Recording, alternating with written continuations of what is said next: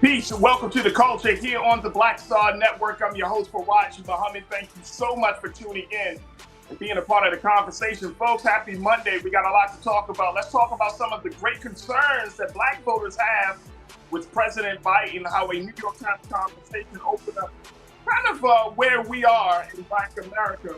I'm going to share with you a little bit of what the Biden administration had to say about Black voter interest. We'll have that conversation. Also, let's talk about the RAP Act. This is the act that is going to where lyrics from artists can be used in criminal cases, possibly to incriminate themselves or other folks. So we'll have that discussion. Also, we got this week's Reclaim Your Wellness with Dr. Bridget, MD, and so much more. So stay with us. There's a lot going on in today's edition of The Culture right here on the Black Star Network. Let's go.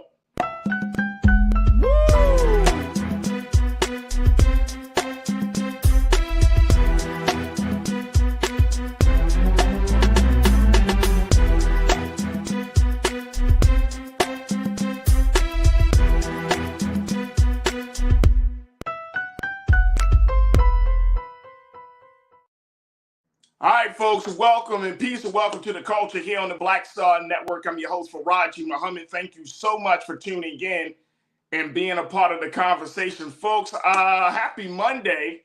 Oh, man, what a day it is. Happy Monday, folks. We got a lot to talk about, so I want to get right into the conversation. And, folks, of course, no conversation is complete without you, so make sure you get ready to join us. Share your thoughts and your comments as you post them online on our Facebook page, as we're streaming right now on Facebook, on YouTube, we're streaming right there on the Roland Martin, and of course on Black Star Network and Amazon News. So make sure you follow us and find us and make sure that you keep up to date on all the latest news and information with Black Star Network. Let's jump right into this first conversation. The first one is about President Biden. Now that the president has officially announced that he is planning to run for re-election in 2024, there are now some very big concerns that Black voters have. And this is leading to some frustration that people see that is a real problem for the Biden administration. Now, we have talked about these issues time and time again, ever since this show started. And of course, Brother Roland has been talking about it on his show, Roland Martin Unfiltered. But now we're starting to see a rise of this, that this level of frustration might lead to some Black folks saying, I don't know if this is the guy. And so here's what I am throwing out, folks. Of course, I could be wrong because I'm human. But I think that what could possibly happen if enough Black folks aren't in line with what President Biden and his administration and what the Democratic Party is trying to do, that we may see not a shift to the Republican Party, but we might not see as much voter turnout. And this is the big concern. The Republican Party traditionally have always leaned on particularly marginalized communities and disenfranchised communities such as Black folks and Brown and Latino folks and Hispanic folks, for us to not come out in droves. And so we might see that. We might. I'm putting that big MIGHT word out there, folks. We might see that as it relates to President Biden. Here's why. Let me share with you what the New York Times have put out as they have talked to a number of Black voters in various places across the country, but they've talked to a number of Black voters about what they see is the big concern around President Biden. And this is a very valid question. So I don't want us to even get into an immature space of saying, oh, well, why are we even asking questions about President Biden? He's not Trump. I get that. But there are so many other facets to this administration. And there's so many more other things for us to really understand in terms of how high the stakes are, in terms of understanding what the real issues are, in terms of building a real relationship, right? Some people would say that the relationship needs to be healed. Some people would say that there was no relationship at all. And while other folks would say that we're in a good place in our relationship to the Democratic Party as Black people in this country, as Black America. But one thing is certainly for sure, we're not a monolith, right? Everybody says that. We're not a monolith. We don't all think the same way, right? But is that a bad thing? is it really a bad thing if we were to start thinking along the same lines? It may not be the same way in terms of strategy, but is it a bad thing that we should start thinking along the same lines in terms at least of goals? And then if we can compromise, try to figure out, okay, does your strategy work? Has it worked? Has it been used before? Does my strategy work? Has it worked? Has it been used before? Thinking strategically about how we approach the end goal, which I believe a lot of us want there to be, which is political liberation, social advancement, economic prosperity, educational awareness, growth and development. I mean, I think these are normal things, but there has to be a strategy. All right, here's what the New York Times have said, and this is not even quoted in not one of the quotes. Well, let me start with the quote that I do want to share with you. Here's, take a look. Let's put up quote 1, please, Kagan. This is from the New York Times. They said, Mr. Biden's reelection bid, and his renewed pledge to achieve his first-term policy goals have forced some reflection and frustration among Black voters in background states. Many believe that the big promises he made to Black communities have fallen flat. Boom. Falling flat. I want us to keep this in mind, and crew, I would love to hear from you. Post your comments on Facebook and YouTube. I'm streaming right now. Falling flat. Do you feel like his promises that he made to the Black community have fallen flat? All right, that's interesting. Okay, let's go to quote number 2, and then we're going to take our first pause. Mr. Biden, he says this, folks. Mr. Biden's allies maintain that his administration has delivered for Black voters, but that he has failed to trumpet some of his progress. Since taking office, he has provided billions of dollars for historically Black colleges and universities, and he has appointed more Black judges, including Justice Ketanji Brown Jackson, to the federal bench than any other president. Black unemployment is at a record low. The economy, a top concern for Black voters, has recovered from its pandemic doldrums, though inflation, which spiked last summer, remains higher on a sustained basis than it has been for decades. According to the spokesperson for Mr. Biden's campaign, Mr. Kevin Munoz, he said the president and vice president have made issues Black Americans care most about a priority and are running to finish the job. The campaign will work hard to earn every vote and expand on its winning 2020 coalition. I want to let that sink in. We're going to take a first pause. When we come forward, we're going to continue the conversation. I want to let that sink in, folks. Do you see that this is laying out the groundwork for the president to finish the job? Or are we looking at another situation where these frustrations, I'm going to share with you more of what the Times and what the White House had to say, and even what some voters had to say. Share your thoughts and opinion as we talk about Black voters frustrated by President Biden. Stay with us. The conversation continues right here on The Culture on the Black Star Network.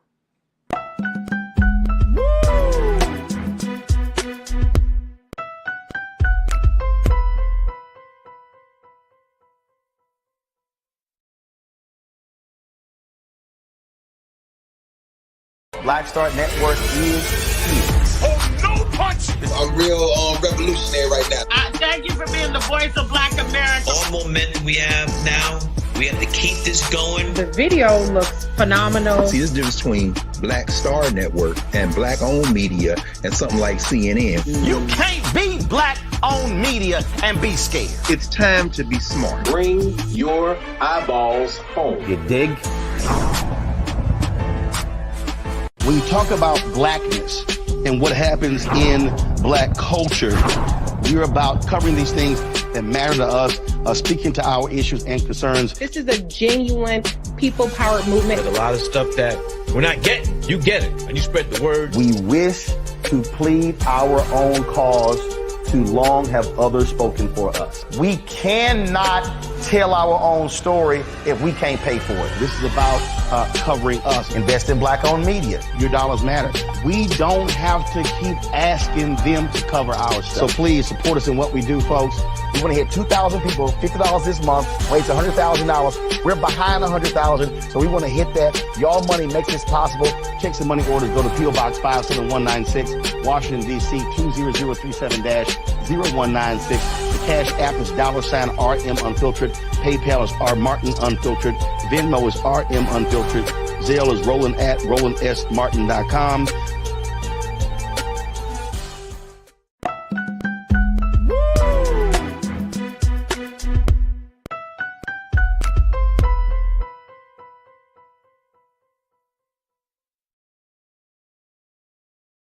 All right, folks, welcome back to the show. We are talking about President Biden, and we're talking about his relationship with black voters. As their New York Times piece came out that says that black voters are frustrated by the president, and it leads us to ask some of the big questions. Do you agree with this assertion? Now, this is based on not just some writer going out and just making some assumptions. This is based on conversations with black voters from across the country. Discussions about where they see the president fitting and in pushing the agenda for black folks further along. And the White House has put it out there that the president is doing some things, that the president and vice president, black interests are at the top of the priority list. We are doing some things, and they made it clear. Oh, we put a black woman in office. We're appointing federal judges. We're working on a number of different projects, right? And we're including black folks into the national conversation around a host of things, whether it's about police reforms or whatever the case may be. So, okay, but does this do enough? Is this enough for you? Is this enough for me? Is this enough for us to go to the polls and feel like, you know what, President Biden, you are doing your thing? Now, they spoke to one gentleman. His name is Travis Williams, who is a Democratic organizer in Dorchester County, South Carolina. Mr. Williams said, quote, folks are just tired of being tired. They're just sick and tired of being tired and disappointed whenever our issues are never addressed. Yeah, absolutely. Here's the big issues that haven't been fully addressed that I think a lot of black folks would say. And this is according to polls. They're finding that black voters' biggest policy priorities, and you tell me if this is a priority for you, crew. Stronger federal protections against restrictive voting laws. Okay, so the whole voting rights issues big. Student loan debt relief, criminal justice and police accountability measures. And they have all failed. According to the New York Times, they said those three issues have failed or stalled, some because of Republican opposition, and some because Democrats have declined to bypass the Senate's filibuster rules. Those disappointments, highlighted in interviews with more than 36 black voters, organizers, and elected officials in recent weeks, leave open the question of just how enthusiastic Democrats' most important group of voters will be in 2024. Just those three issues: voting laws, student loans, and criminal justice and police accountability measures. Are these the top three for you? I want you to think about that, share your thoughts with me, and then let's go to what you're going to have to say. And then I'm going to bring in my guy, Dr. Jason Nichols, who's joining us in a few moments. Samuel, you checked in and said, Samuel Gilly, I appreciate you for joining us this afternoon. You said, why should he care about black issues when he has their vote no matter what? Does he? I mean, that's the purpose of this. And I think I understand the tone and the spirit in which you're saying it. Samuel's saying that regardless of how frustrated we are, we're naturally just going to vote Biden because we don't want to see, if Trump is back, we wouldn't want to see a Republican. So it's like we're already giving our vote. Maybe this is a mute conversation. I don't think it is. I don't think it is. I think you have another generation of young voters who are looking for something different, who might be the big pendulum swinging in a different way. You have younger voters talking to older voters, right? Who are saying, mom, dad, grandma, granddad, pop, auntie, uncle, he ain't doing it. He's just not doing it for us, considering everything. My student loans, dad. Or look what happened to Ray Ray when he got pulled over by the police. Or, your grandma got to walk all the way to, got to get a mile just to get a chance to vote. These conversations are happening in black households. Pauline, you checked in. Samuel, thank you. You said, Pauline, did the farmers ever get their money? What about the student loan? Did that ever pass? No.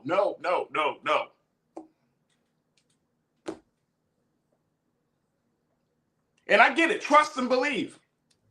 These are certainly real issues that we have to bring into the conversation. Farmers, black farmers getting that $5 billion, the whole nine. Let's throw out there the reparations conversation. How far is that moving under this administration?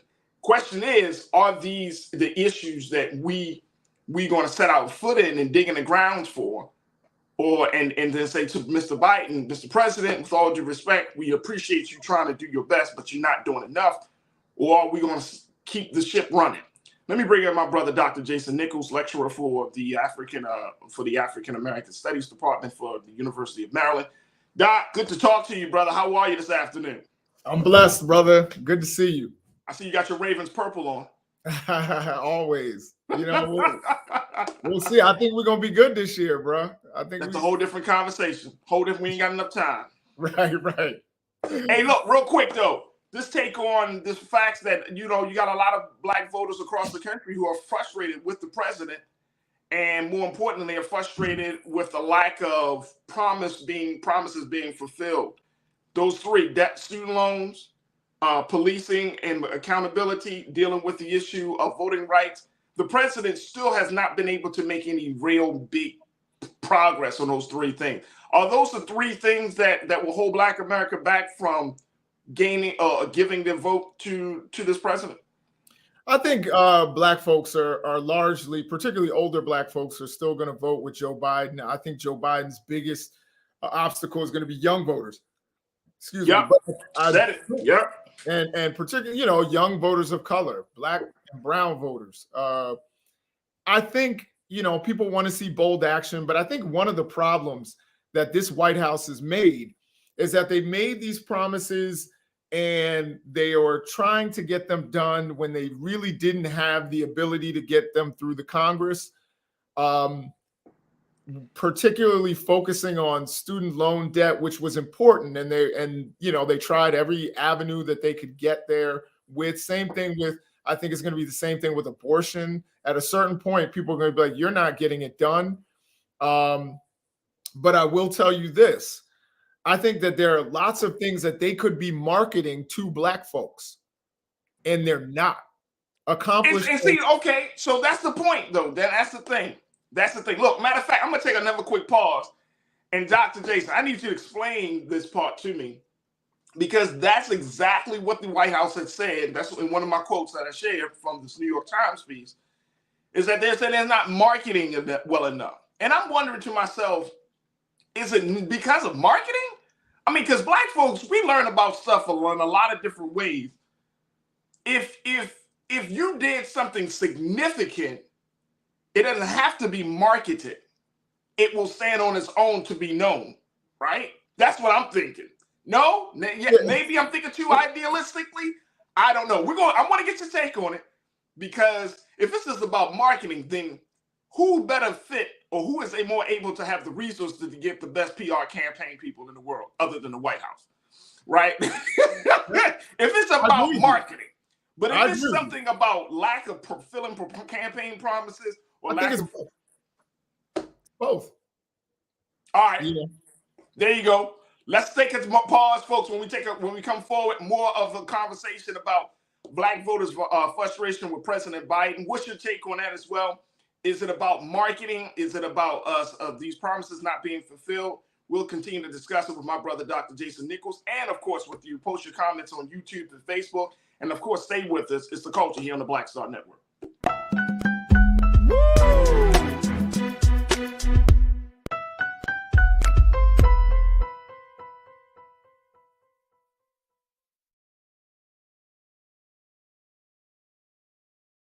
Hatred on the streets, a horrific scene, a white nationalist rally that descended into deadly violence. White people are losing their damn minds. as an angry pro-Trump mob storms the U.S. Capitol. We're about to see the rise of what I call white minority resistance.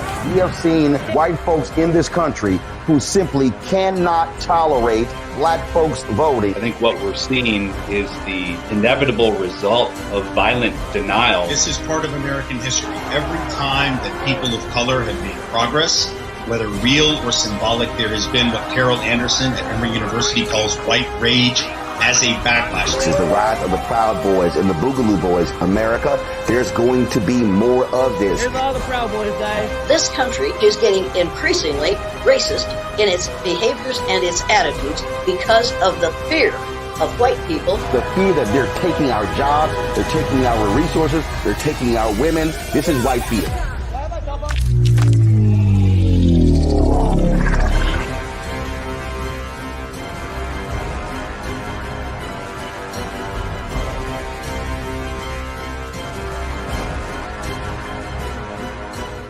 Black Star Network is here. Oh, no punch! I'm real revolutionary right now. Thank you for being the voice of Black America. All momentum we have now, we have to keep this going. The video looks phenomenal. See, there's a difference between Black Star Network and black-owned media and something like CNN. You can't be black-owned media and be scared. It's time to be smart. Bring your eyeballs home. You dig?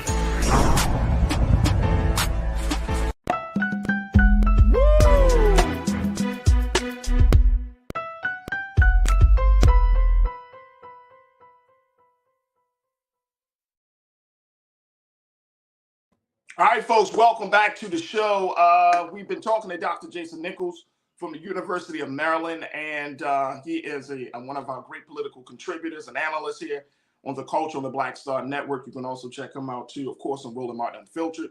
And my brother was just breaking it down for me, because as we talk about black voters frustrated by President Biden, because even though he seems to be on the right track, there's still some key issues that the president has not been able to close the deal on that would truly secure him the vote of black voters across the board, but also will truly secure his legacy of pushing the conversation about civil rights, about economic prosperity, about social justice to the next level. And I want to bring my brother, Dr. Jason Nichols, back into the frame. And Doc, you said that this is not about marketing, because let me post this again. Quote number 2, please, Keenan. Let's post it one more time for folks that don't know. But this is what the White House said. Mr. Biden's allies maintain that his administration has delivered for black voters, but he has failed to trumpet some of his progress. Let's stop that right there. If that's the case, I would fire everybody in the communications department, Dr. Jason Nichols. I'm with how does that come out from the White House saying that, you know what, we may not have touted our progress? Listen, Farajii, you're gonna start me on a rant. Hey, come on, man. Put your tennis shoes on. Let's go. Listen, let me tell you something about how Trump handled things. Now, Trump had 0 pro-black policies, not one, not even that stupid repackaging of black capitalism that every president does, that he called opportunity zones. I mean, you look at that, it failed, and it only helped the wealthy business owners to put their businesses in those communities and bring the same outsiders from outside the community to work there. We have the lowest. Now, here's the thing. But Trump still said lowest black unemployment of all time. You know what I mean? How many times did we all hear that? We all heard lowest black unemployment of all time. Because he was good. Trump is good at marketing. He puts his name on all those buildings. That's one of the things he's really good at. This, I can also tell you, if we were Trumpers, if you and me were Trumpers, as you saw what's coming out in all these lawsuits, and I know a lot of the black people who were in the Trump orbit, those black Trump folks, They had strategy meetings. They got to go to the White House and meet the president. They would get text messages from high-level people in the Trump orbit. They actually, and of course, that made them feel like insiders. That made them, that actually helped them to strategize. And that's why they got their talking points directly from the White House. So when you would see one of them on CNN, they were literally getting their talking points directly from the White House. They would be in conference calls. They would get text messages. And again, they had some level of access to the president. Joe Biden doesn't do that. Joe Biden doesn't hit Farajii up. Not Joe Biden himself, but anybody in the White House. They don't reach out to Black-owned media or to Black media figures and say, hey, I know that you have 100,000 followers. Here's what we've been doing. Here's what we've been accomplishing. If you want to talk about it, you can. If you don't, you don't. Or invite you to the White House to meet the vice president and meet the president. They don't do that. And I'm telling you, that would help them because they're actually right. As much as, trust me, I was the biggest Biden hater in 2020. Anybody. I was major Biden hater, 100%. I would vote for Bernie Sanders if he ran again, and he's older than Biden, I think. But here's the thing. You don't hear about issues that actually are life and death, and the way that they market them is terrible. So, for example, they talk about climate change. Brothers don't know how climate change affects their lives. No. They're thinking about rising sea levels. They're like, well, how does that affect my life? And they hear about electric vehicles and all that. I'm not going to own an electric vehicle, so how does that affect me? But when that bus that you and I remember as kids would roll up in the neighborhood and it's got black smoke blowing out the top, your baby's breathing that. I just read a statistic from an MIT study in 2013. So you and I know, let's take Baltimore. Right. Baltimore is unfortunately a violent city. There's about 300 murders a year in Baltimore. Right. But guess what? This MIT study said that 800 people die every year in Baltimore City from pollution-related causes. Bro, I can believe it. So 3 times as many. This is the way you market to Black communities to care about climate change and about pollution and all of that. You talk about your bipartisan infrastructure bill, and I would be reminding Black people everywhere I went, this is getting rid of those lead pipes. I see what you're saying. You know what I mean? I see what you're saying. That are messing up your babies and making it so that they can't even learn and read and do all that and reach their full potential. I see what you're saying. Remember Freddie Gray? What was up with Freddie Gray? Freddie Gray had elevated levels of lead in his blood. He's not the only one in Baltimore City like that, or in Cleveland, or in Detroit, or in Atlanta.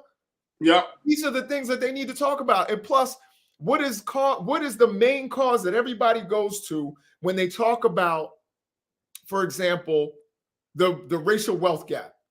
It's housing, right? It was redlining. It was all of that.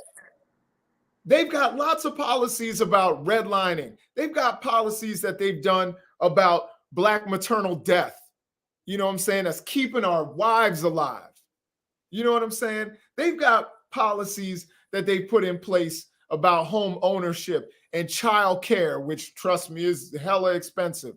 And a lot of Black families are struggling to be able to afford good child care.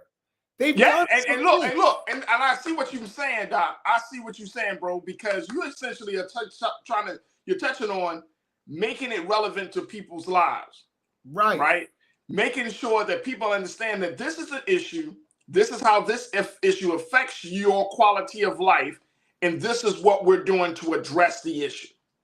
Making it connect the dots, making it relevant, right? Nicole, one of our lawyer watchers, she said, some people don't think about the correlation between environment, climate change, and how it affects their overall health and wellness. In the case you just brought up with Freddie Gray, growing up, I went to school in Baltimore City, public schools, lead in the water. That's been in there for years. You know what I mean? I might have lead in me. You know what I'm saying? I doubt it. It's been that year because I've been drinking the water.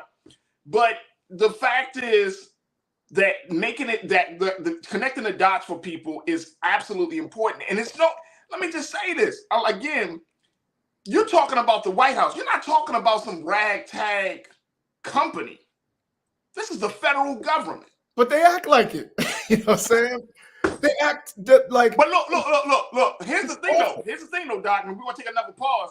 The thing is, even if they act like it, the issue of debt relief, policing, and voter rights, those are three big issues that lie squarely on the shoulders of the president and Congress. Because here's the other thing people don't understand, and this is going back to like social study, American government 101.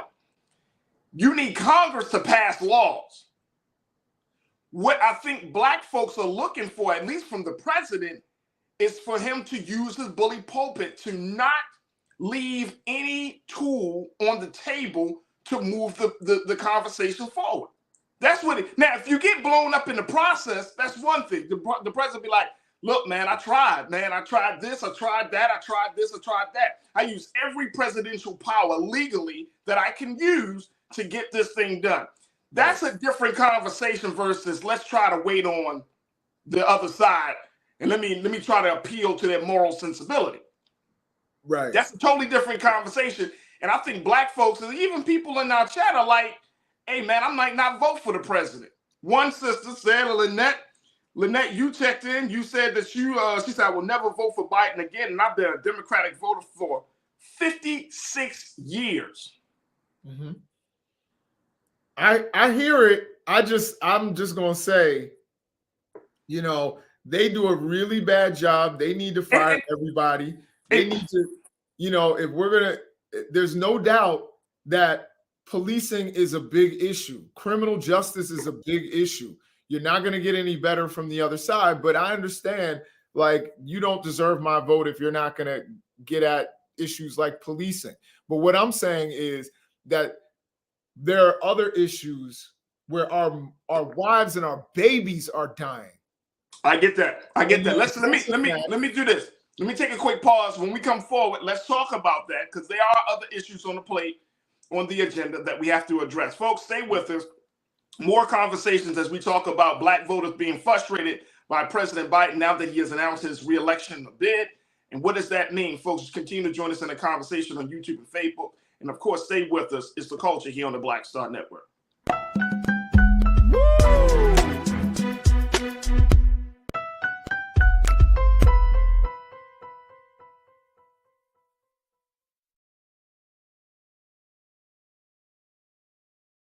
Folks, Black Star Network is here. Oh, no punching! I'm real revolutionary right now. Support this man, Black Media. He makes sure that our stories are told.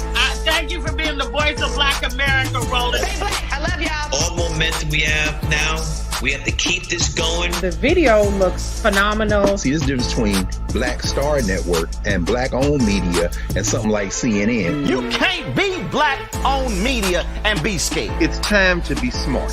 Bring your eyeballs home. You dig? Pull up a chair. Take your seat. The Black Tape with me, Dr. Greg Carr, here on the Black Star Network. Every week, we'll take a deeper dive into the world we're living in. Join the conversation only on the Black Star Network. Hi, I'm Dr. Jackie Hood Martin, and I have a question for you. Ever feel as if your life is teetering and the weight and pressure of the world is consistently on your shoulders? Well, let me tell you, living a balanced life isn't easy. Join me each Tuesday on Black Star Network for A Balanced Life with Dr. Jackie. We're all impacted by the culture, whether we know it or not. From politics to music and entertainment, it's a huge part of our lives, and we're going to talk about it every day right here on The Culture with me, Farajii Muhammad, only on the Black Star Network.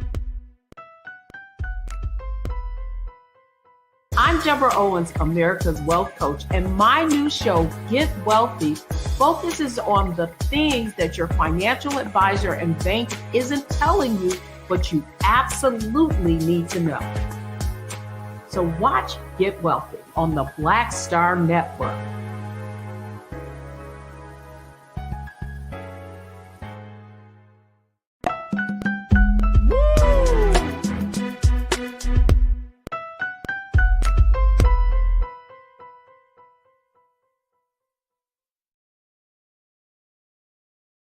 All right, folks, welcome back to the show. We're continuing the conversation about Black voters being frustrated by President Biden and wondering if the president is going to come through on some of the big campaign promises that he made. Even though he said that he is working hard behind the scenes, we're just not seeing enough, especially considering the fact that Black folks are one of the key blocks of the Democratic Party and has essentially was able to get President Biden into office for 2020. Now, I want to bring my brother, Dr. Jason Nichols, into this. Here's the other thing. And we talked about it a little bit on the show. I think it was with you, bro, that I talked to us about that the way the primary season is going to be set up for this go around for the presidential election has changed. It has put South Carolina in the front as being the first election for the for the Democratic election season, making first primary. And so that's what Reverend, I said Reverend, he probably is a Reverend, James Clyburn down there in South Carolina, being down there, one of the president's closest advisors, one of the top surrogates in his campaign. They got a new sister down there that's running the state Democratic Party right in South Carolina. So Black folks are priming. I see the Democratic Party are trying to prime Black folks to get out and vote. But my thinking is you're going to have to appeal. And I'm talking about appeal. I mean, hell, I might be able to get President Biden on the show before 2024. You know what I'm saying? At this point. But there's going to have to be a serious appeal made to Black folks, because I just don't see us coming together, even with Trump looming in the background, Doc. I just don't see Black folks rushing to the polls. I think we may see less Black folks, less voter engagement, rather than more Black folks for Biden. Which again, and I could be wrong, and I've been wrong before. I think you're right, Farajii, but that doesn't make any sense to me. We're talking about voting rights. That's the whole thing we're talking about. So our answer is not to vote. Like that to me doesn't. So it'd be different if we were actually voting for the protection of voting rights. We're voting for a candidate hoping that he will protect voting rights. Well, I think honestly, if Black folks, if a large group of Black folks are not behind Joe Biden, let's put up another candidate. You know, and if it's a good candidate, I'll back him. You know what I'm saying? Honestly. Right. But the idea that, you know, we don't like Joe Biden and we don't like Trump, so we're going to be disengaged and we're not going to vote, then we're playing right into the people that want to take our votes away their plan. I have to keep reminding us, you remember what that guy said in Milwaukee. The whole thing was 37,000 fewer Black people voted. He was celebrating, spiking the football. So to me, you know, at the very least, number one, you have to vote down ballot. You want to know why your voting rights are getting taken away? It's because Republicans control state legislatures around the country.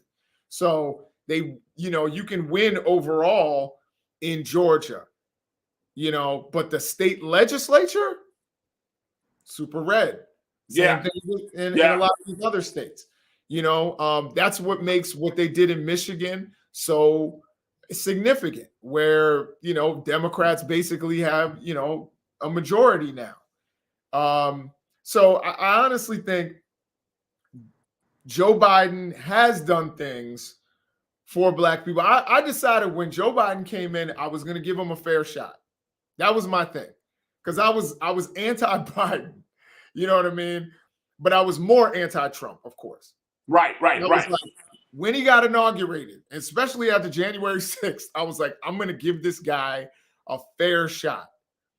And as you know, you and me in the media, we pay attention to the policy. We pay attention to what gets done.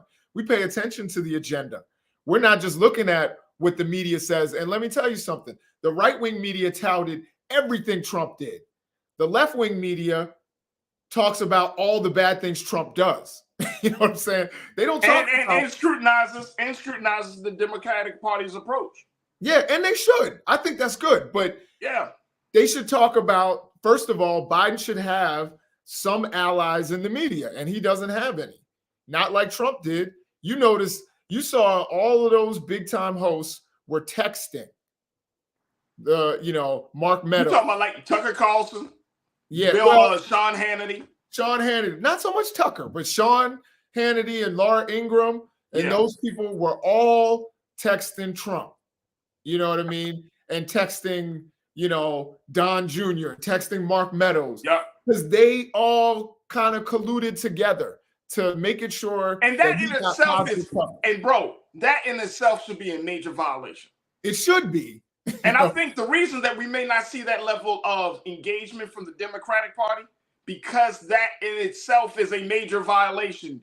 As a White House, you should not be texting, and here's the thing. This is the thin line that we got to walk as Black folks in media. Yeah. You in media, I'm in media, right? Mm-hmm. The thin line is that as much as we might,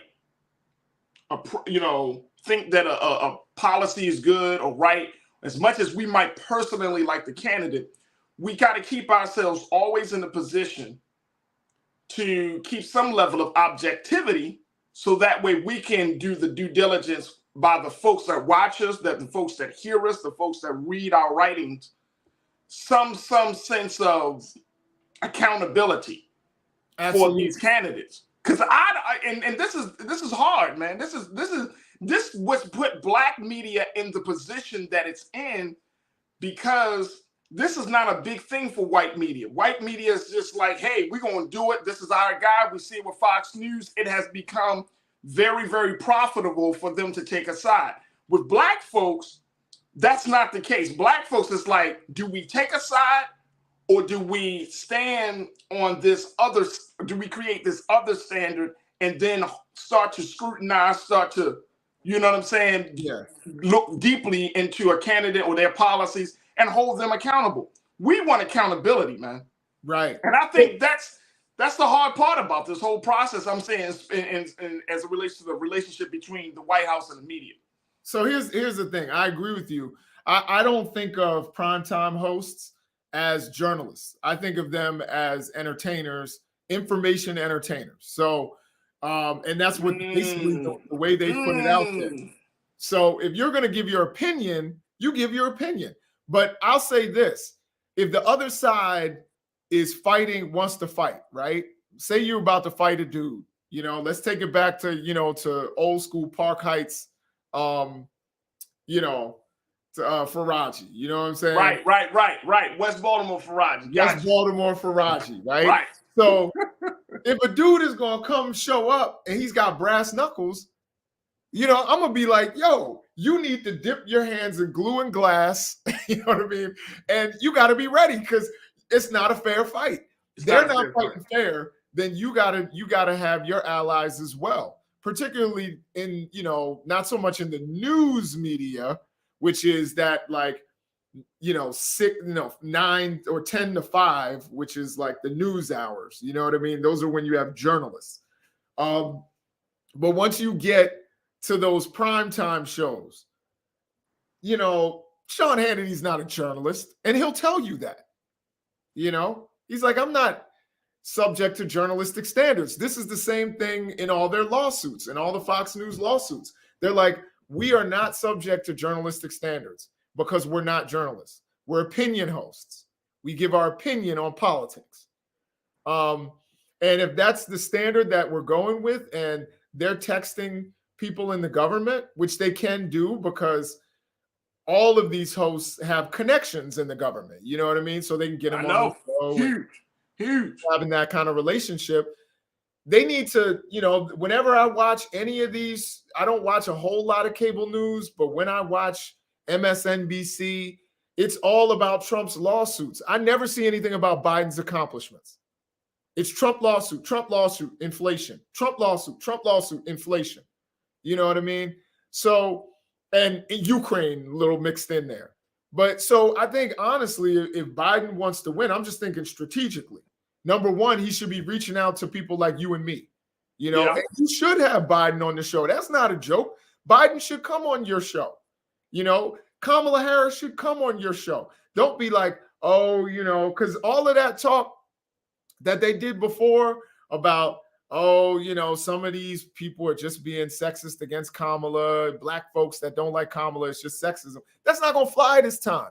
You have to go out and say what your accomplishments are, and you have to sell it. That's what politics is. You have to sell either what you did or what you're going to do, or in most cases, both. And the Biden administration has been very bad at selling what it is that they've done. And they've made it these issues that they haven't accomplished. And here's my take on that as we close out. I agree with you. The administration needs to sell it. But if you just do the work, just do the hard work, show that you care. And I'm not saying that the president doesn't care. I think what we're experiencing with this guy is a man who's had to make a tremendous change in thinking and attitudes over these past 2.5, 3 years. Personally, he has had to mature and to grow personally.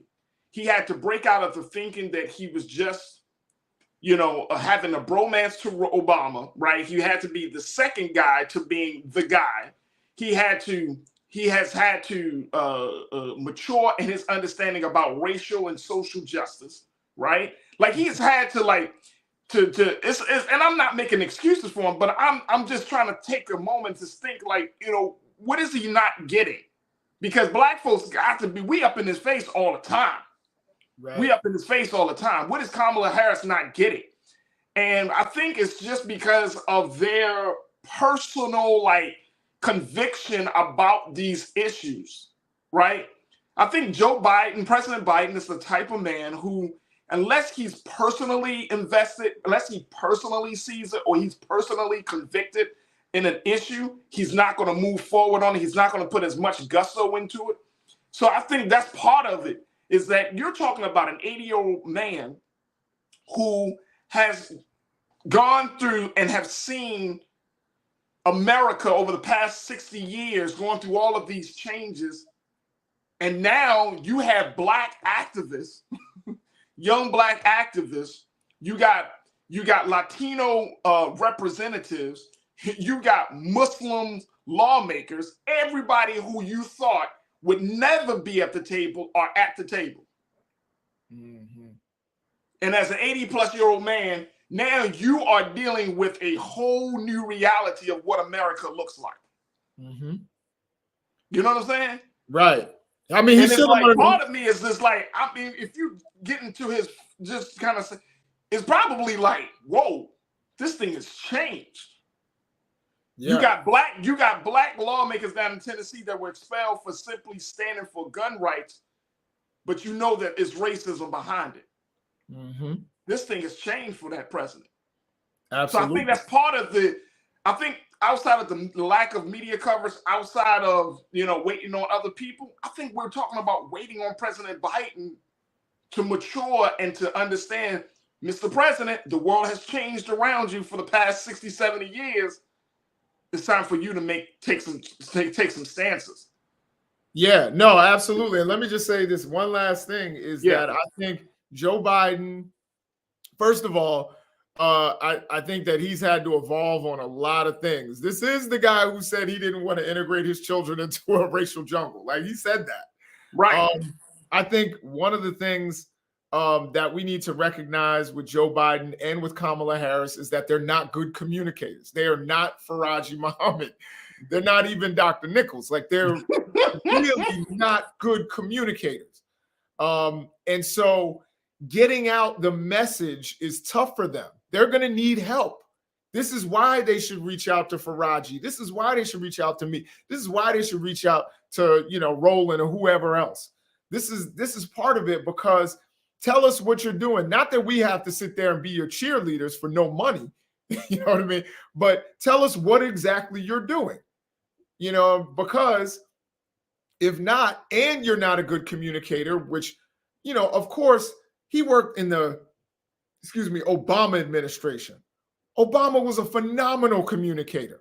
You know what I'm saying? Particularly when you put him at a podium, not so much one-on-one, but when you put Obama at a podium, he could sit there and tell you what happened, what he did, how he's helping. And I think even there, he needed a little bit of help.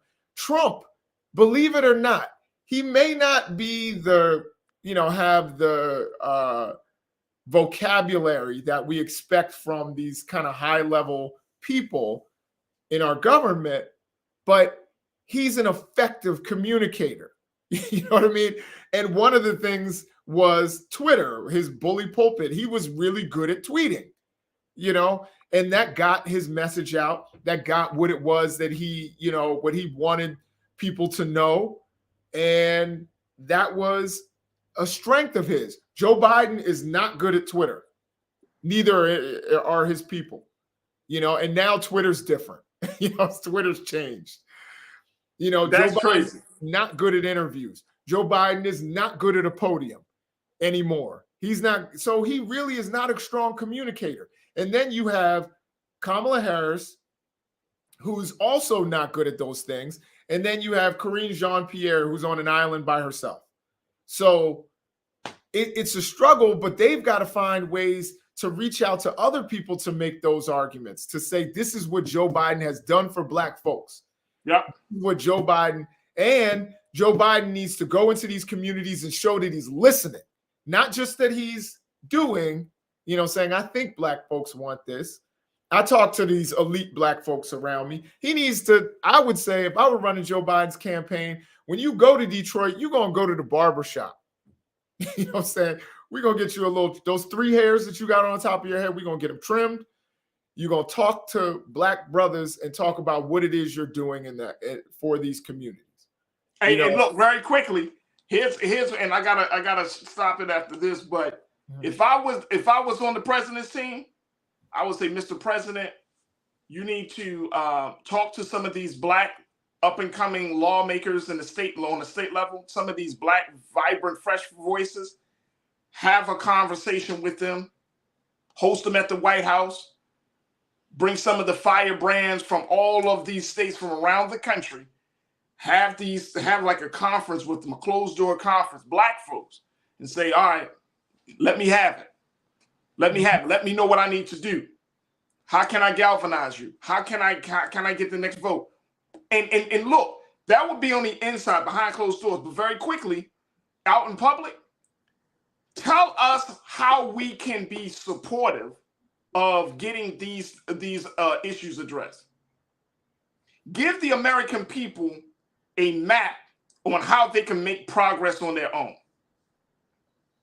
Don't tell us about the filibuster and then, we got to do the research on what the filibuster does or what the lack of filibuster does. No, you just tell us, because a lot of us don't know how government works, right? I mean, it's understandable. I'm not going to judgment on that. But tell Black folks, look, this is how I need y'all to move. This is how I'm going to move. I got these state lawmakers. I think with the 3 efforts rate moving the way we moving, I think we can get some stuff done. Like, you got to lay it out. There's no vision. And there's this expectation that he's going to run it all. He's going to control it all. And in the Black America, that's not how government works. I know some people have checked in and say, that's not how politics work. That's not how government. No, government doesn't work like that. But the president is the visionary for the country. He can lay it out. He can tell us what's the best pathways for us to get our agenda met. All right, got to stop it right there. Dr. Jason Nichols, my brother. Thank you for checking in, man. It's always a pleasure to talk to you. And God willing, we'll reconnect with you next Monday. Absolutely, my brother. All right, peace. Yes, sir. All right, folks, we got to take a quick pause. When we come forward, let's switch gears from politics to health and wellness. We'll be checking in with our very own Dr. Bridget, MD, for this week's segment, Wellness, Reclaim Your Wellness with Dr. Bridget. Stay with us. That conversation is up next here on The Culture on the Black Star Network.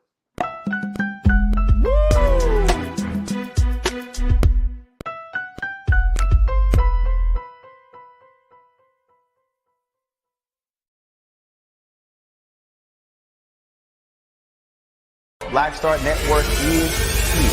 Oh, no punch! I'm real revolutionary right now. Thank you for being the voice of Black America. All momentum we have now, we have to keep this going. The video looks phenomenal. See, there's a difference between Black Star Network and black-owned media and something like CNN. You can't be black-owned media and be scared. It's time to be smart. Bring your eyeballs home. You dig?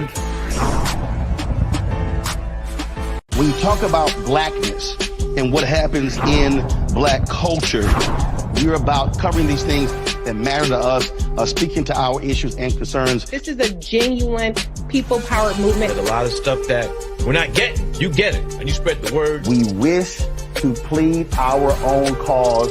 Too long have others spoken for us. We cannot tell our own story if we can't pay for it. This is about covering us. Invest in black-owned media. Your dollars matter.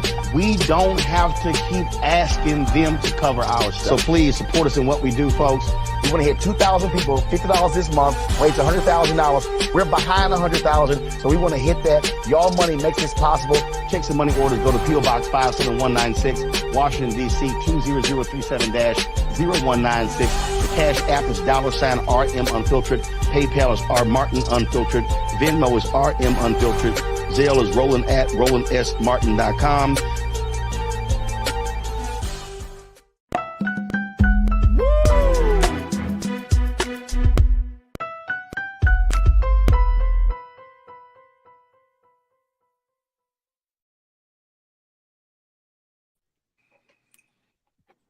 All right, folks, welcome back to the show. Welcome back to the culture here on the Black Star Network. Thank you so much for tuning in. Big shout out to my online culture crew. I see some new voices, some new names in the chat on YouTube and Facebook. Big shout out to all of you. If this is your first time, maybe this is your 10th time or 100th time, we appreciate you for joining us in the chat. And, you know, for my legacy online culture crew, they know who they are. They've been running this chat it's a well-oiled machine at this point. But let me just tell y'all, if y'all coming in the chat with some of that boo-boo, you will go to the great church of being blockatized. We can have the conversation, but once you start crossing certain lines, man, like, okay. Here's one of the things is that if you get to the name calling section, okay, have a nice day. You can exit stage left. But big shout out to all of my new watchers as we're streaming on blackstarnetwork.com and, of course, on Amazon TV. All right, folks, it's Monday, and it's time for us to talk about health and wellness. So let's get a little insight from this week's Reclaim Your Wellness with Dr. Bridget, MD.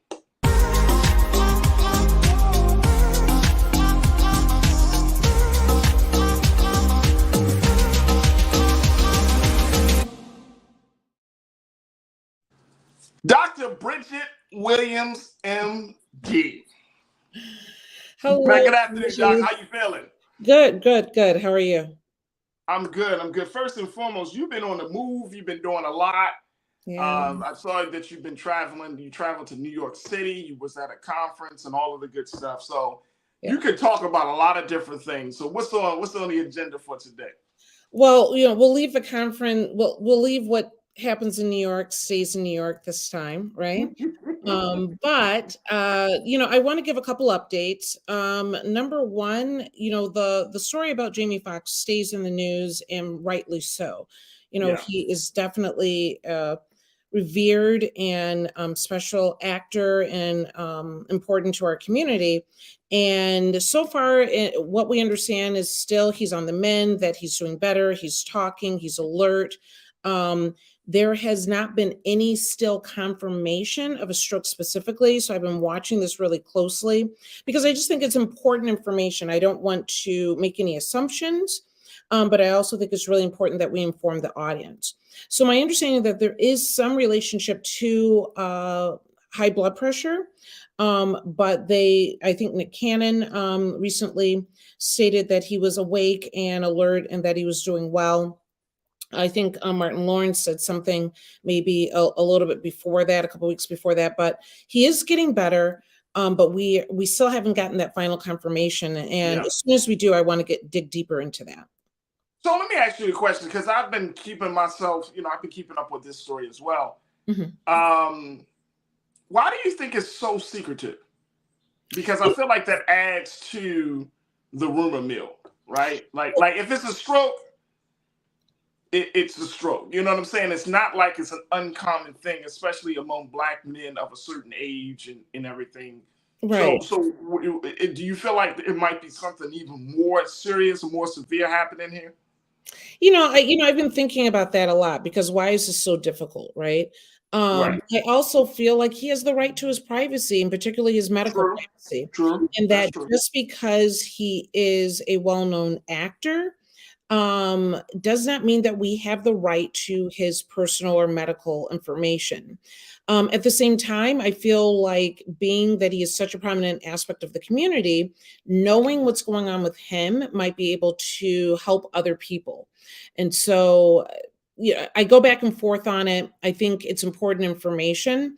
I also feel like he has the right to his privacy. So when we do find out something, we'll definitely talk about it, because I think it can be helpful, but let the man have his privacy at the same time.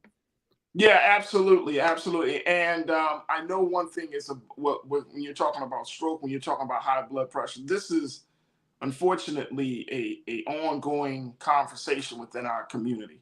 It is. Of getting Black men in particular going to the doctors, getting our annual or biannual, our annual checkups, or at least getting the checkup twice a year. So, does the conversation, because it is Jamie Foxx, does it move a little bit forward?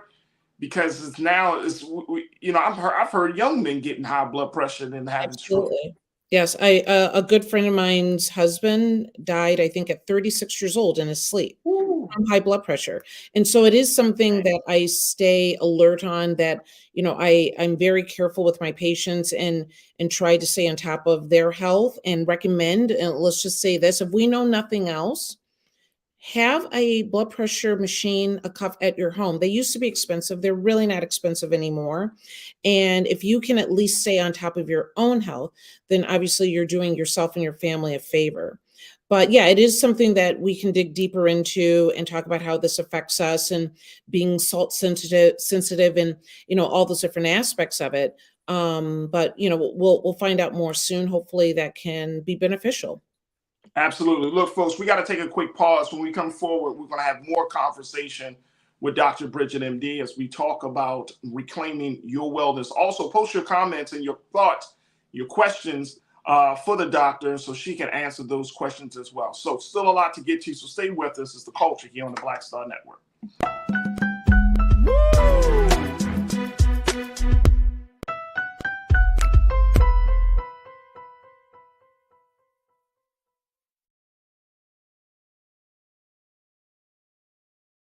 Hi, I'm Dr. Jackie Hood Martin, and I have a question for you. Ever feel as if your life is teetering and the weight and pressure of the world is consistently on your shoulders? Well, let me tell you, living a balanced life isn't easy. Join me each Tuesday on Black Star Network for A Balanced Life with Dr. Jackie.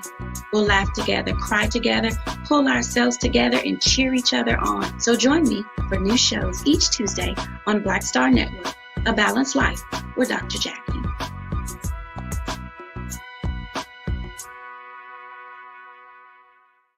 Black Star Network is here. Oh, no punch! I'm real revolutionary right now. Thank you for being the voice of Black America. All momentum we have now, we have to keep this going. The video looks phenomenal. See, there's a difference between Black Star Network and Black-owned media and something like CNN. You can't be Black-owned media and be scared. It's time to be smart. Bring your eyeballs home. You dig?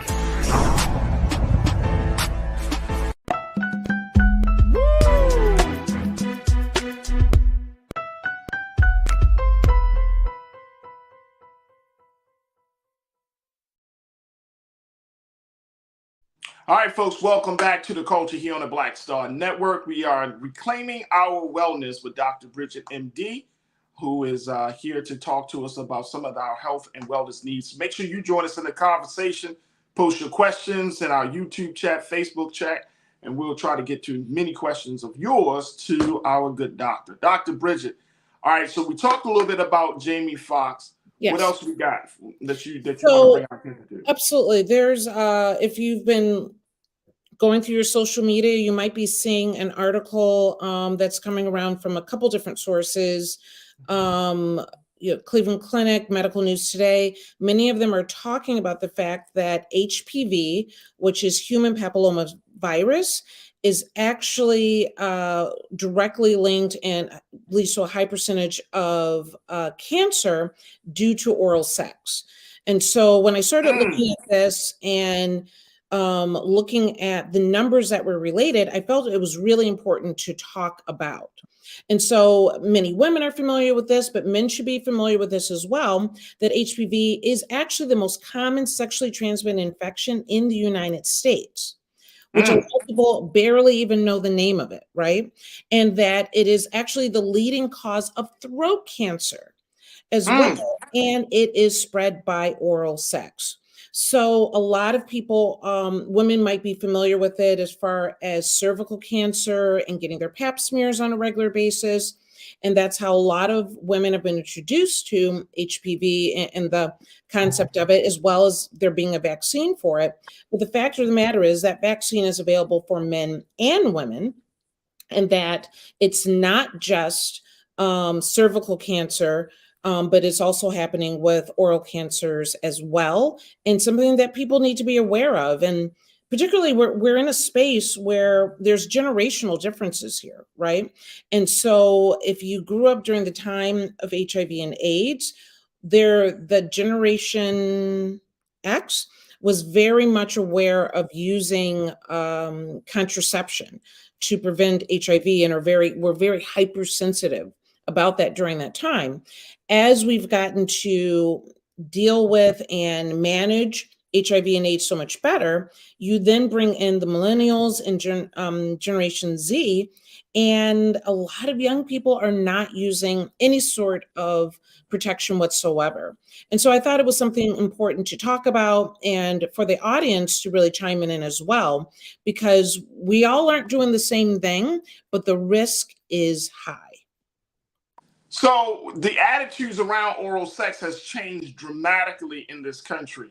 What is the research showing about, how it has affected how people are becoming more intimate right now? Like, what is that showing? Because I also saw, Doc, I came across some data, and I can't remember what exactly I came across, but it essentially said that high school teenagers are having less sex now than years before, that we're actually seeing that less happening on the high school level. So are we seeing like this increase in and the fascination around oral sex among college age students, young adults in their 20s and 30s? Like, who is this affecting the most at this point? Well, what they're doing is they're looking at the number of actual sexual partners. And I do agree with you that I feel like today's high school student is learning a lot from the mistakes of the generations before. And so they tend to be a little bit more hesitant. And that despite the fact that a lot of the HPV oral cancers that are developing are due to a lack of contraception, that there was a decrease in condom purchasing during 2020 and the pandemic, what have you.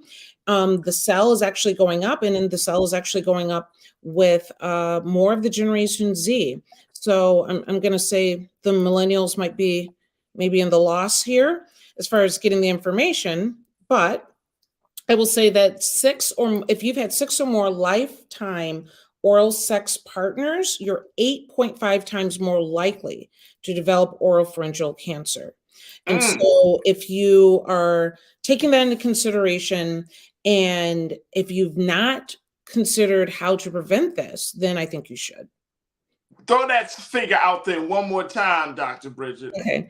So if you've had 6 or more oral sex partners during your life, you're 8.5 times more likely to get oral or oropharyngeal cancer from HPV. All right, so that's in your lifetime. Yes. Right? Like, people are going out with people every day, B. You know what I'm saying? Like, every day, Doc.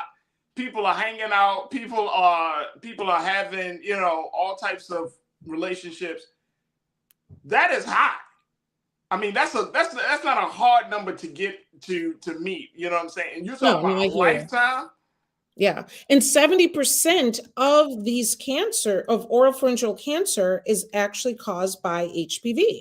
So I think I think when I was growing up or just, you know, as far as generalizations, I figured, oh, if you have, you know, an oral cancer, I thought about tobacco, you know, I thought about excessive alcohol use, and that can actually play into it.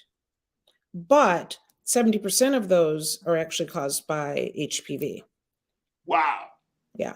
Wow. And all right, go ahead. I'm sorry, Doc. No, and I was like, consider the fact that 10% of men and 3.6% of women will have oral HPV. A lot of that has to do with homosexual sex and encounters. But there's a way to avoid this. And I think that's another part of this conversation. Does that go along with, and I know we about to go. I'm going to go there a little bit. So crew, y'all ready for this? Doc, you ready? How does that play into the down low culture that we see among Black men? That's what that is, right? So with 10% of men and 3.6% of women that have oral HPV, keep in mind, not all HPV causes cancer, right? So this is, but when you're down there, you're not down there with no microscope. No, not really. You're not getting the paperwork. You know what I'm saying? If you engage in that type of activity, you're not asking those type of questions. You know what I'm saying? No, but maybe you should. Yeah. I mean, is that not what we talk about? You know, we talk about the fact that you should be asking questions. And the problem is, if you're asking questions, it doesn't mean everyone is always honest. But if they're not honest, then what are you doing to protect yourself? All right, I'm gonna stop right there, because I want to make sure we get some of our crew into this conversation. Mm-hmm. Sandy, you kicked this off. You said when we're talking about young people having less sex, high school students having less sex, Sandy, you said probably because they see how screwed up the adults are referring to sex. Do you think that's one of the big factors? And I think that brings up a great point, Sandy, that adults, we have made sex such a big thing. And I'm saying, I guess, generationally, if we're talking about the generation of Freaknik, if we're talking about the generation of growing up where popular culture is hypersexualized, have we made it such a big thing that now it's that level of emphasis has not visited on the children? Like, how do you look at that? I would like to say that this younger generation looks at what their parents and their older siblings have done or what have you, and are making better choices. But I'm not buying that. I'll be honest. I really think the problem, or I should say, I think the reason why high school students appear to be making better choices is because of this. They're sitting, they don't relate with one another. If you're sitting up on the phone all day, right? If you're sitting in your home, people don't go outside. They're not, you know, they've dealt with COVID. They didn't necessarily go to the same amount of social interactions that, other generations have done because they were stuck and they're on. But if you don't have the social skills, and if your way of socializing, interacting with your peers is texting or Snapchat, that is probably the safest sex you're going to have. Oh yeah, I get it. But it's just interesting because, and we got to take another pause, but it's just really interesting because you're saying like we should have conversations. I remember having a conversation about the importance of having conversations when my teacher was having conversations back in middle school. Mm-hmm. Like that's always been the kind of antidote to STDs and everything. Mm-hmm. Is to talk to your potential partner. And it's so crazy. It's so crazy, Doc, that we are living in a time where as much as people are kind of going through, are very fluid with their intimacy, mm-hmm. that we just don't have these conversations. We do accept on face value if a person says, I haven't been with anyone right for 6 months or 3 months. Right. We're like, okay, cool. But because I think there's another conversation that people start to ask, like, well, let me see your papers. Let me, give me some proof. Show me that you aren't lying to me. And then that undercuts the trust of what you're trying to build. I think that's how some people think. Anyway. But at the same time, despite the fact that the condom sales are going up a little bit, 4.4%. Okay? Yeah. I do think that there's a younger generation that is like, what, HIV? We can solve that. Herpes, you can take enough antivirals to keep it at bay. Yep. Like, I don't think they have the same fear of STD that we did in generations past. That's true. And so I would agree with why ruin the moment by asking a bunch of uncomfortable questions, I think is what ends up happening. And the fact of the matter is, if you have to ask too many questions, maybe you shouldn't be there, right? All right, I'm going to stop you right there. I got to take a quick pause because you're getting into it. Look, folks, stay with us. We're talking to Dr. Bridget. We're talking about reclaiming your wellness. Post your comments, share your thoughts, and of course, ask your questions as we have this conversation about HPV, oral sex, and so much more. You're tuned into The Culture here on the Black Star Network.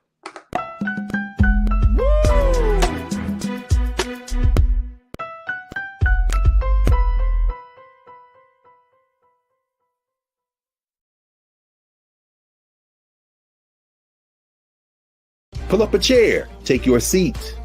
The Black Tape with me, Dr. Greg Carr, here on the Black Star Network. Every week, we'll take a deeper dive into the world we're living in. Join the conversation only on the Black Star Network. Black Star Network is here. Oh, no punch! I'm real revolutionary right now. Thank you for being the voice of Black America. All momentum we have now, we have to keep this going. The video looks phenomenal. See, there's a difference between Black Star Network and black-owned media and something like CNN. You can't be black-owned media and be scared. It's time to be smart. Bring your eyeballs home. You dig?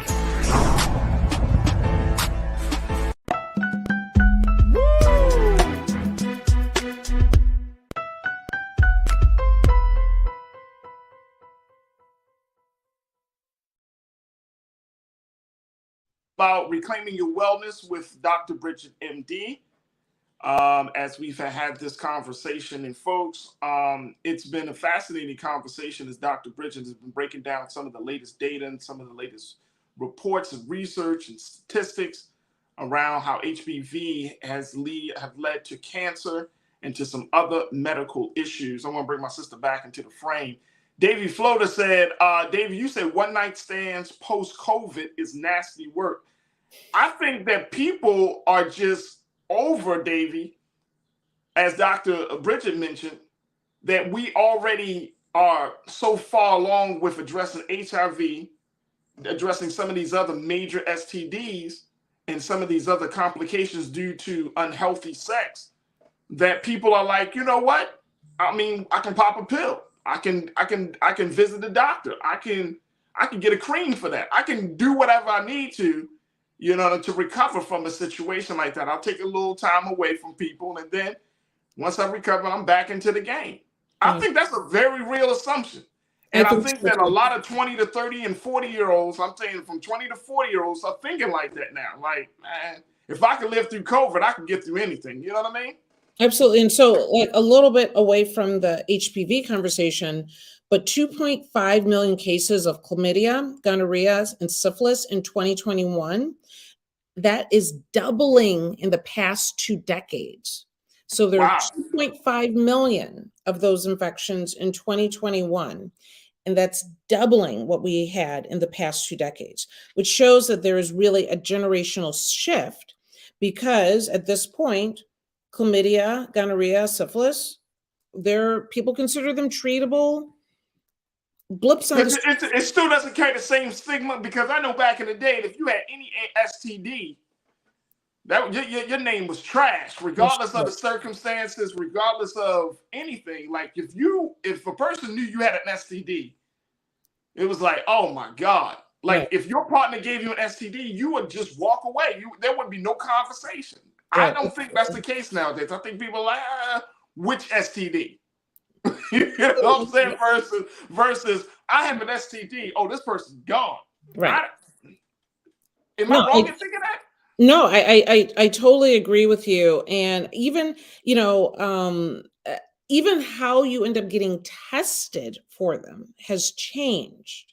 And I think that makes even a bigger difference because maybe about 10 years ago or so, if you wanted to get tested for any of these, it was a very uncomfortable situation for a man that involved a tiny Q-tip and you were not happy. Let me say it like that, right? Now you pee in a cup, just like, not a big deal. Oh, it's positive. You get treated, your life goes on. And so I think when the stigma changes and there's more confidence in the treatment, how we look at, they consider this no different. And I've heard people say this, it's no different from getting a cold. Why? Wait a minute. What's no different from getting a cold? Chlamydia, gonorrhea, syphilis. Like some. Is that true? I never had it, so I can't. I think that's the way some people look at it now. That just like you can catch, a regular cold from anyone around you, drinking from their cup, sneezing, whatever, people look at these infections now no different from that. Easy to treat, like it's like strep throat. You treat it, you move on. I get that part. Yeah. I get that. But I've also learned that there are, quote unquote, and I'm using this term loosely, minor STDs and major STDs. But that's not, culturally, that's not how STDs were presented from us. I think a lot of us, especially those who are in the 30s, 40s, I would say those of us in our 40s and older, that we remember how the 80s and the 90s burned into our brains, Dr. Bridget. Like any STD means one or two things. You're going to be super sick or you're going to die. You know what I'm saying? And at that time, it's like now there are different conversations. We have more resources. We have, better research and all of the good stuff. But I think a lot of us are still like, either once I get an STD, my life is over. Right. I mean, I've had many people just devastated and crying in my office because of any one of these diagnoses, right?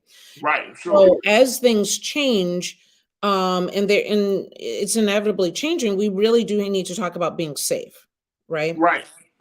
So first of all, how would you know if you did have oropharyngeal HPV? And you might not have any symptoms whatsoever. So again, you can ask all the questions you want. It doesn't mean that someone's able to give you any information, but you might have a very long-lasting sore throat. You could have earaches, you might become hoarse.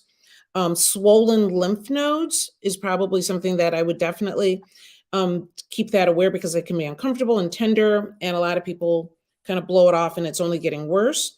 You have pain with swallowing, and God forbid you end up having unexplained and unexpected weight loss.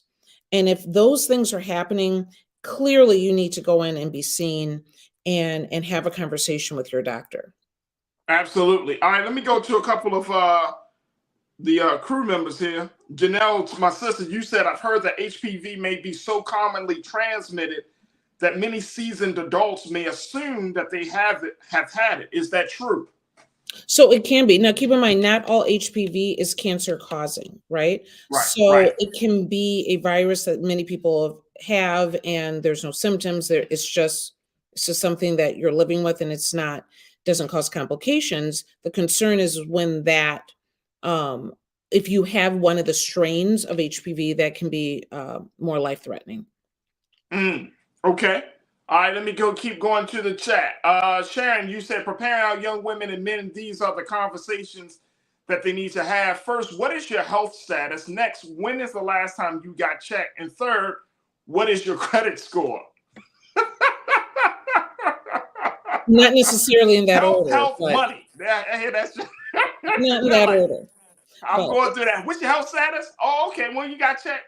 Okay, lastly, hold on. Stop it. Your credit score. 504. Yeah. Damn. Yes. I'm so sorry. I'm so sorry, sir. Yeah. But I mean, are those the type of questions like when do you have that conversation, Doc? Are we on the credit score? Yeah, I just want not the credit score part. I mean, that's another part of the conversation. But but like when do you have those conversations? Because you know, sometimes people say I did have that conversation right before the moment happens. But do you have those conversations when you first meet somebody? Like the way people are moving nowadays, it's like when do you have those conversations? Absolutely. So I don't recommend doing that in the moment. That's uncomfortable, right? Absolutely. Yeah. So but I do think that just like when you're hopefully getting to know someone, right? And that you're spending time with them and having conversations. And if you're asking, hey, where are you from? And tell me about your family. And to be honest, if you're adult enough to be having sex, then you should be asking not only, when's the last time you've been checked or, what is your health status, but you should be having a healthy conversation about what your sexual appetite is. We're not all the same. Okay. And so if you're willing to say, this is how I express myself and this is what I like, and you're able to share that information as well, then you're having a very transparent conversation where you can also easily say, hey, when's the last time you had any testing? If you are avoiding that depth of conversation, if you cannot say my sexual preferences are, then you should not be delving into places that you shouldn't be. I think that's absolutely true. I think that's true whether you're in your single life, whether you are in a committed relationship, or whether you're married. I think that is absolutely true, because that level of communication, you know what I'm saying? Like having that level of communication, being open enough and strong enough to check in with your partner and say, hey, this is my preferences, or this has been my history, these have been my experiences. Can you handle that? Mm-hmm. And then ask the question, those conversations. But I do agree that there should be some set aside time. There's no way in the world that you're getting to know somebody. Mm-hmm. And then once the conversation about intimacy comes up, because it does come up, that you're not asking these questions. I can't, it's hard for me to believe that somebody says, I went from meeting somebody to jumping in bed with somebody, and you didn't have an opportunity to have these questions.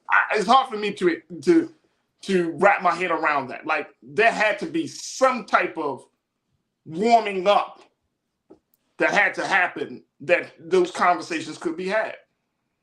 Conversations about your health status or conversations about your preferences? Conversations about your health status and conversation about your preference. I believe if you can have a conversation about preferences, then it's not hard to say health status. I don't think that's difficult. But if you are not talking about preference, if you're not talking, then it probably is difficult to ask about what your health status is. So I highly recommend if you're not comfortable enough to talk about what you like and what they like, and if we are even compatible in that sense, then you shouldn't be doing, and you shouldn't be what you doing. You shouldn't be doing this, right? And so we need to normalize that conversation on both ends, because a lot of people, like you were saying, whether it's married, committed, one night, whatever it is that you do, if you cannot have intimate conversation, you are not in an intimate relationship. I don't care what you do in bed. If you cannot be intimate in your communication, it's not for you. That's a word right there. That is a word. If you can't have an intimate conversation, you're not in an intimate relationship. Woo! 100%. Yeah. Okay, but let me tell you this. All right, go ahead. You got a couple of seconds left. Because we're in it, right? So now, how are we preventing the situation? Okay, because I will tell you right now that it is more likely that Black men and women are to become positive for HPV and oral cancer, as well as cervical cancer, okay, it is also, we're less likely to get the vaccine. Is it because we're refusing it or because it's never offered to us? And like I said, 70% of these oral cancers are caused by HPV. So even if you are choosing not to get the vaccine, someone should at least be having a conversation with you, and you should be having every opportunity as everyone else. And so when we're talking about prevention now, it does go back to the vaccine. This is difficult because the vaccine usually starts with your smaller children, ages 9 to 14 years old. And usually it's a 2-dose series. And that's a hard thing sometimes for some parents to face, that they're having their child vaccinated for a sexually transmitted virus, basically, right? But if you miss that cutoff and you are now obviously an adult, there is a 3-dose series for ages really 15 to 45 years old. The problem is, and you're asked, why does it stop at 45, or they really want everyone to be vaccinated by 26 years old, is because it's not what you have done today. It's what you were probably doing 10 years ago or earlier. That's why children get vaccinated early, because they're hopefully not sexually active at that time, and it will decrease the likelihood of them ever becoming positive for HPV.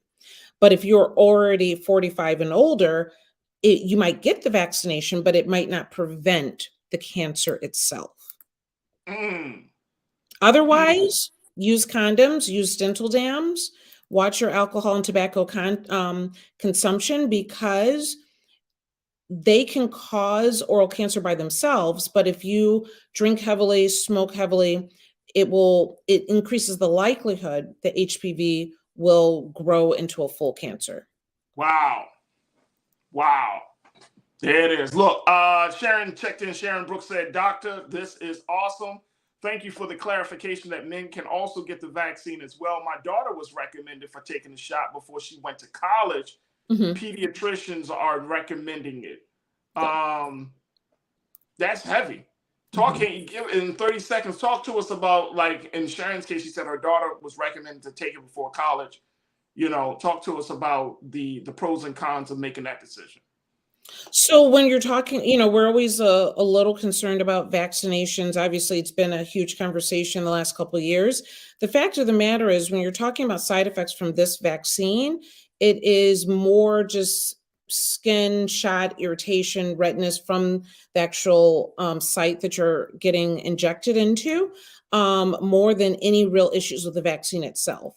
And so as far as making that recommendation, I would recommend that our younger children and our high school and college kids get vaccinated. The earlier, the better. And that's a really difficult one, but I do recommend that.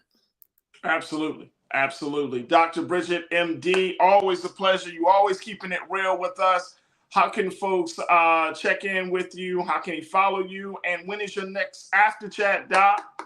We are after chatting tonight, 5:30 Eastern, so we can continue this conversation, as well as come and we can talk about the other topics that we've been discussing over the last few weeks. So I'm always excited to do that. Go to Dr. Bridget MD on Instagram, and we'll do an Instagram live, and I'm happy to have you cam up and let's talk. There it is right there, Dr. Bridget MD. You can find her here on The Culture every Monday at 4 p.m. Eastern Standard Time with her Reclaim Your Wellness conversation. Dr. Bridget, thank you so much for being so good for The Culture, and we'll check in with you later on this evening. Absolutely. Thank you. You're welcome. All right, folks, we got to take a quick pause. When we come forward, got to talk to you about a big day it is today. Stay with us. That conversation is up next here on The Culture on the Black Star Network.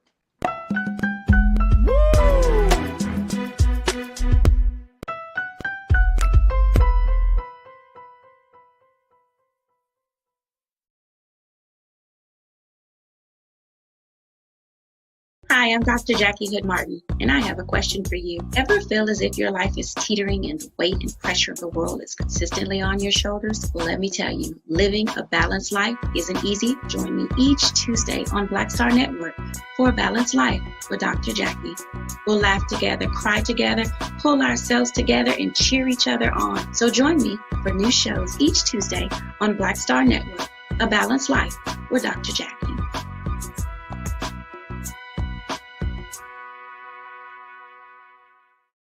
Black Star Network is here. Oh, no punch! I'm real revolutionary right now.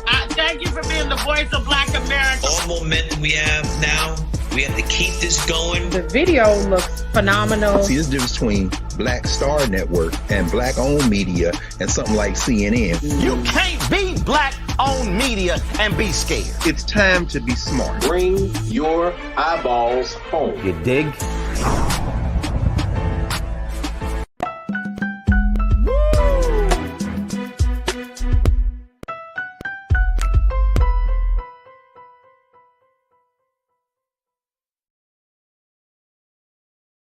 All right, folks, welcome back to the show. Welcome. For our final conversation, or at least acknowledgement, I wanted to give a big shout out to workers all across the globe, as today is a day for International Workers' Day. Let me share with you a little bit about what that means, folks. Take a look at this. International Workers' Day. This is a day where workers across, and let's put that first quote up on here, screening, please. Workers across the world are in the streets for May Day rallies marking International Workers' Day. In France, unions say 1 million people could march as part of ongoing protests against President Macron's pension reforms. In Turkey and Pakistan, authorities have blocked some rallies in public places. South Korea saw tens of thousands of people turn out for this largest May Day gathering since the pandemic started. This is coming from democracynow.org, as folks are in the streets and are advocating for better pay, better wages, better conditions for workers. And so here in America, if you are participating in any type of May Day rally, if you are a worker that has been doing the work, you've been advocating for, on the behalf of your union, today is your day. And I find it to be very, very interesting as I'm growing, especially in my political philosophy, the importance of organizing, the importance of having unions, of having people to move in an organized manner to get what needs to be done for the betterment of the whole. And so I'm just giving a big shout out to those workers, especially across the globe.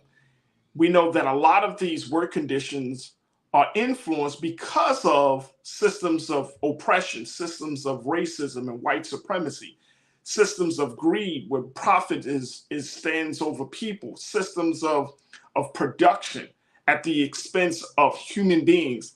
These type of conditions do not move the globe any further along in a sense of forward progress.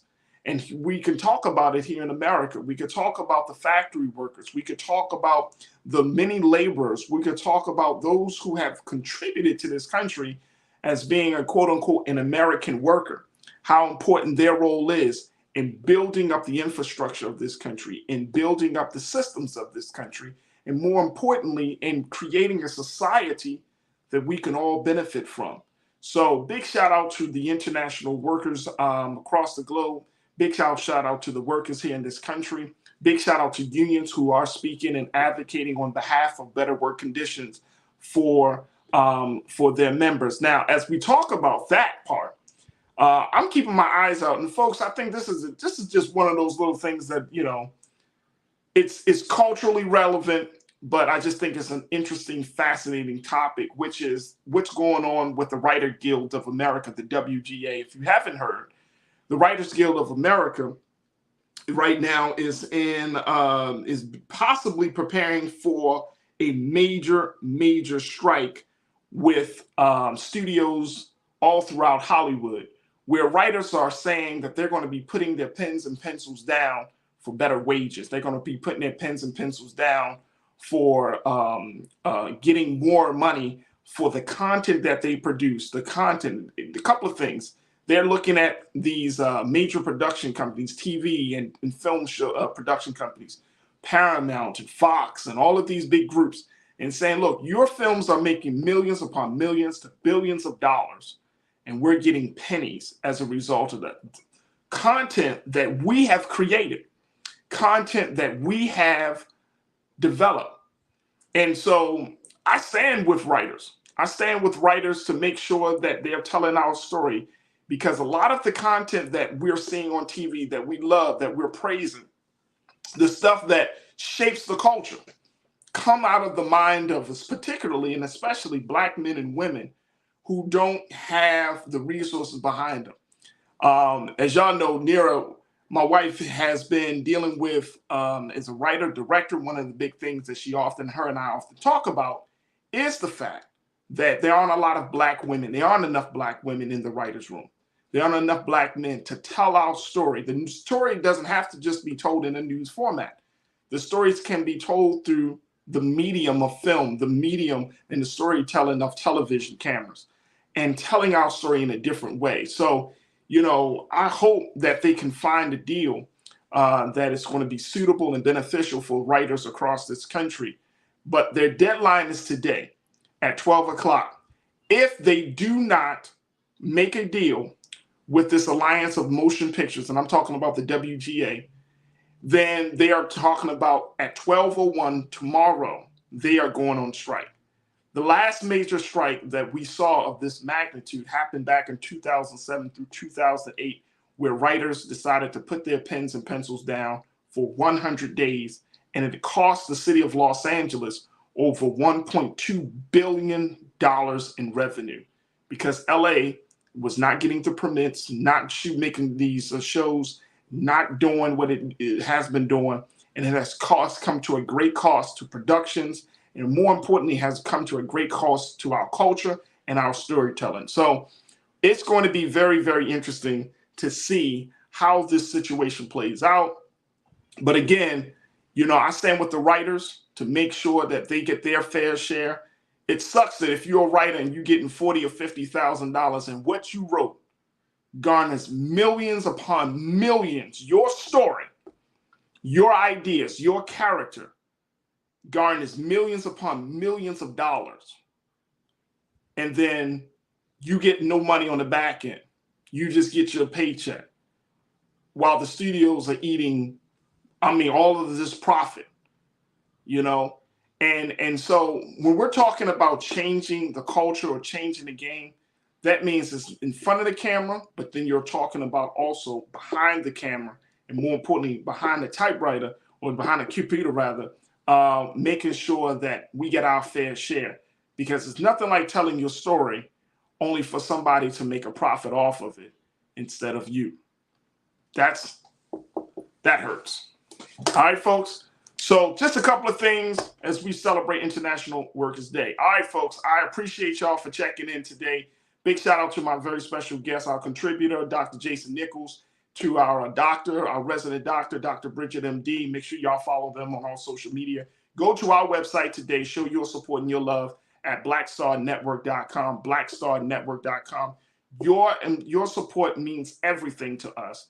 And so if we can get your support, we can continue to expand, to grow this platform that we call this Black digital media space in a very, very big way. So go to blackstarnetwork.com. Make sure you download the app for free on all of your devices. Follow us, share the content. And here's the big thing, folks. Give something to sustain this Black media platform.